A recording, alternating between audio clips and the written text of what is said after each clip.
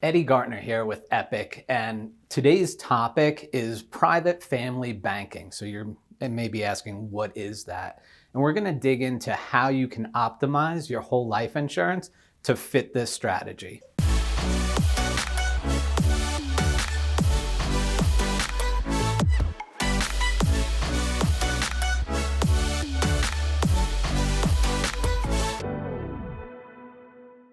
When we're looking at private family banking and using whole life insurance as part of that strategy, there's a couple things that you're going to want to think about when you design this policy. And the first one, right, is something called paid up additions, right? So you might see it represented on these illustrations or in the textbooks that you would read on this as PUAs, right? So paid up additions. What is a paid up addition?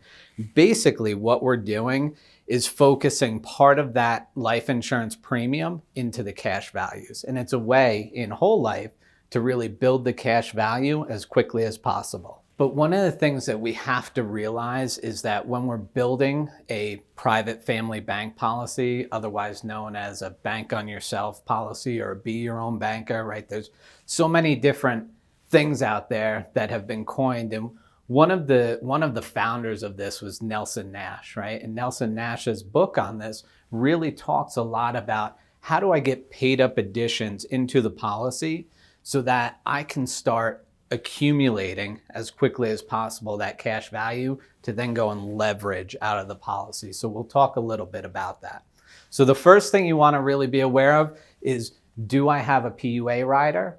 And how much is going towards that PUA? The second thing you want to think about is, do I have a term rider on the policy? This is an important piece of the policy design because having that rider on there could be the difference between distributions becoming taxable or non-taxable. So that term rider that you're looking at, that might be a 7-year term, right? It could be a 10-year term.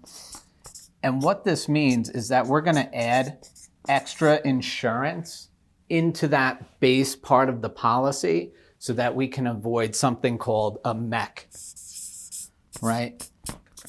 Let me just break down what a MEC is, right? Because now we're getting into insurance speak. So it stands for Modified Endowment Contract. And what you really need to know is that you don't necessarily want your policy becoming a MEC, especially if you're younger than 59 and a half. And you're taking money out of this policy or you're leveraging dollars from it, you don't want a MEC because then those gains that come out, they could be taxable. They could also incur a penalty.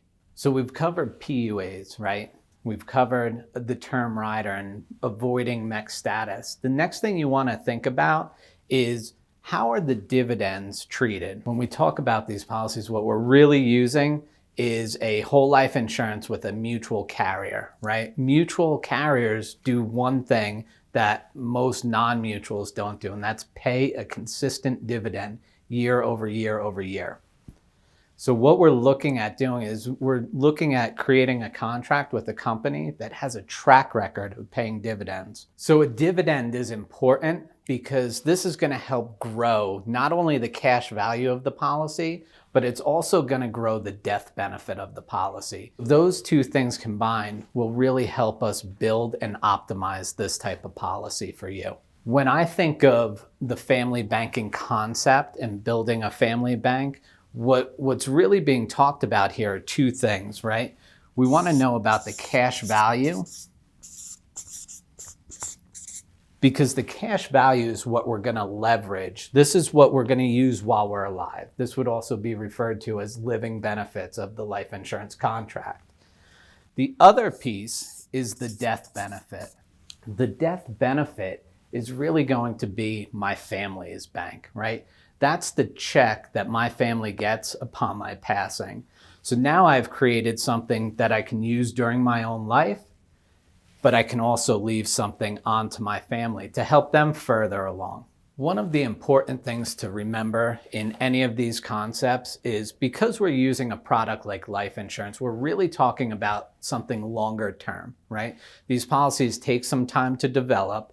And yes, you do have access to the money, and depending on how they're designed, we'll talk about how quickly that money is allowed to come back out.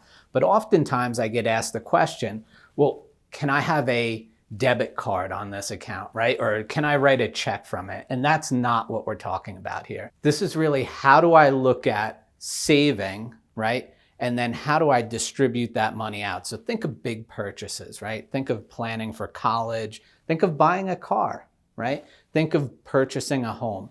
These are things that can be done when we're saving in the right way. So what we're looking at here is really not your emergency savings account, which is something you should absolutely have, right? For those immediate liquidity needs. God forbid the water heater goes, or the transmission goes. We need those emergency funds, so we're not putting everything on a credit card. But the other thing that we're looking at is in this private family bank and using whole life as that concept or that savings vehicle, we're looking at longer term strategies. If you like this video, go ahead and hit the subscribe button. And one other thing, right? We're talking about whole life insurance and how that could be used in a private family banking situation. That's not the only solution.